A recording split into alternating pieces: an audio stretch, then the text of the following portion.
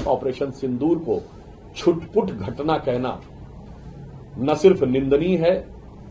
बल्कि भारत की सेना के शौर्य और पराक्रम और 140 करोड़ भारतवासियों की भावनाओं का अपमान।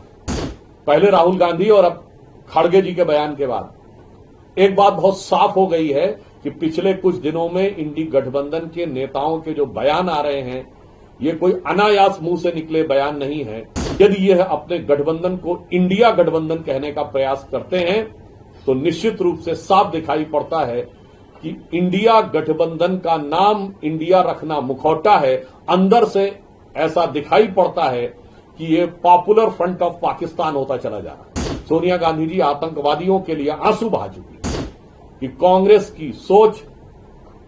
राष्ट्रवाद के लिए जितनी छोटी है,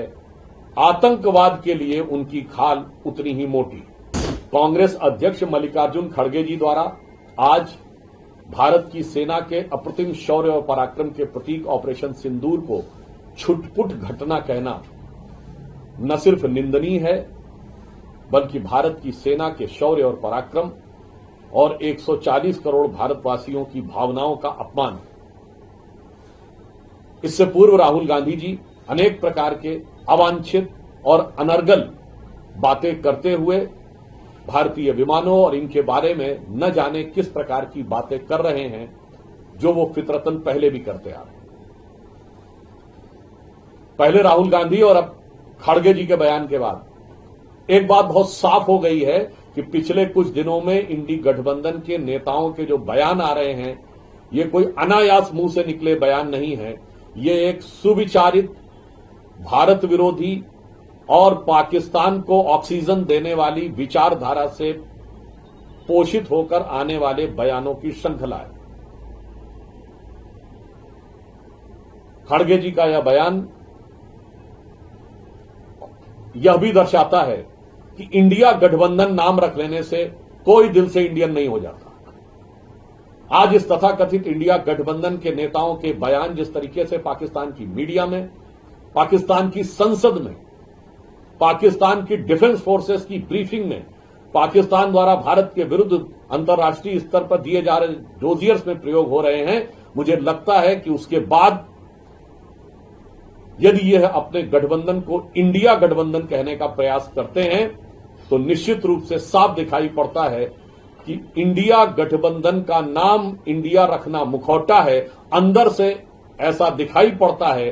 कि यह पॉपुलर फ्रंट ऑफ पाकिस्तान होता चला जा रहा है। श्री खड़गे जी को मैं एक बात याद दिलाना चाहता हूं कि पाकिस्तान के प्रधानमंत्री, उनका ऑन रिकॉर्ड बयान है, जिसे मैं कोट अनकोट में बोल रहा हूं।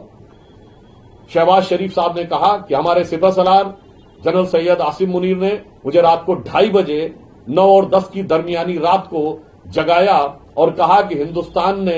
हमारे नूर खान एयरबेस के ऊपर मिसाइल छोड़ी है, मिसाइल गिरा दी है, इन्वर्टेड कॉमा क्लोज। अब अगर इसके बाद भी ये कांग्रेस, खड़गे जी, राहुल गांधी जी को छुटपुट घटना नजर आती है तो यह दर्शाता है कि उनकी सोच कितनी छोटी है। इसके साथ हम यह भी बताना चाहते हैं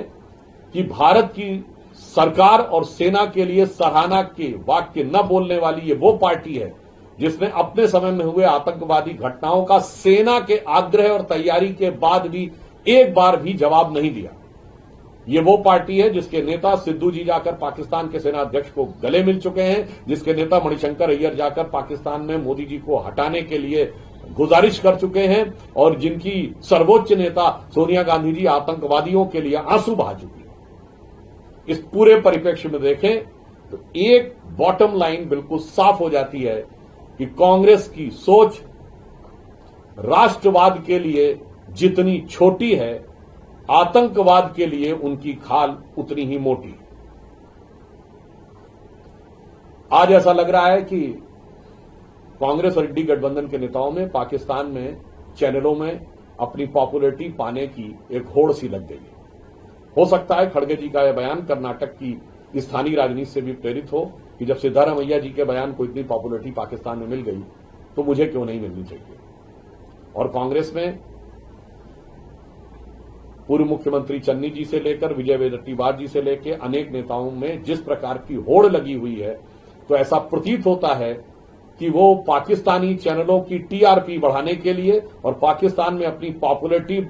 प्राप्त करने के लिए एक कट थ्रोट कंपटीशन, गला काट प्रतिस्पर्धा में लगे हुए हैं। भले ही इसमें भारत की गरिमा, सेना के शौर्य का अपमान क्यों न हो जाए। इसलिए हम इस बयान को निंदनीय तो मानते हैं, पर कांग्रेस पार्टी और इंडी गठबंधन की एक सोची समझी रणनीति का हिस्सा मानते हैं।